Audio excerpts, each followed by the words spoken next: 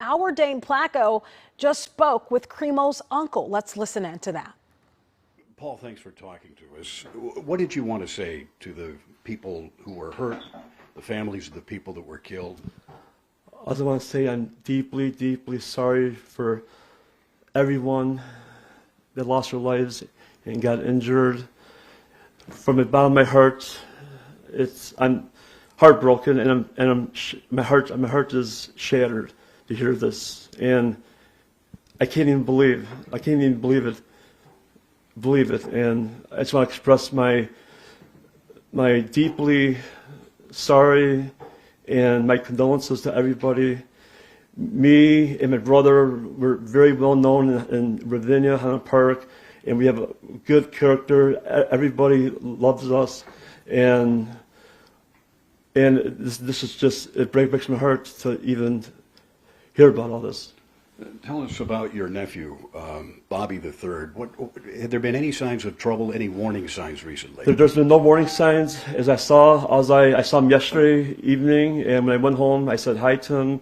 And then when I came back downstairs, I said bye. He said bye, and that was it. That was normal standards of that time. And I see nothing that would trigger him up for doing this at all. Had he ever said anything to you, or said anything to a family member that might have concerned people? No. There's no concerns that I've seen at all.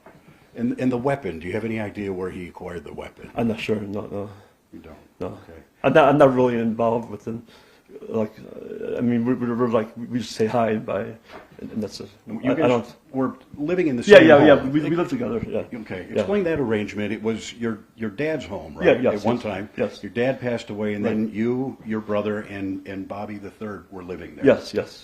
And And he has his own apartment in the back, and I have my own upstairs bedroom, and it was separate the whole time. Yeah. So I seldom see him at times, but when I do see him, I mean, he has helped me around the house at times, and there was no signs of trouble.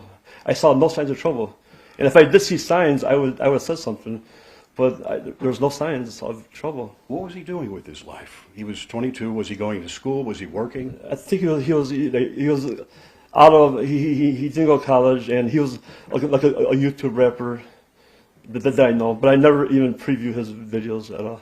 Yeah. I just know that he's on YouTube. So he was trying to do rapping and Yeah, he's a as rapper, job. and then he was also an artist. He was a good artist a while back. Was he professional? Was he getting paid for it? Or No. was he working? He drew good. Did he have a job? At Panera Bread, he worked from maybe 2 years ago. A couple of years ago. Yeah, but he'd been unemployed. Right. basically.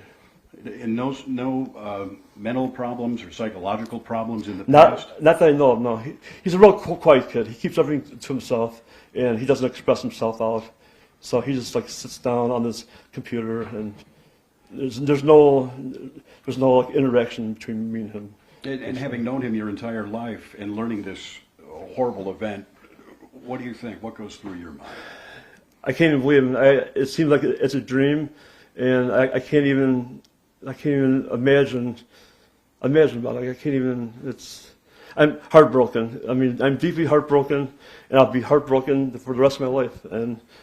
And seeing what happened, it just breaks my heart. And I just want to tell everybody that I'm very sorry, and from the bottom of my heart. And I'm just so sorry that this happened.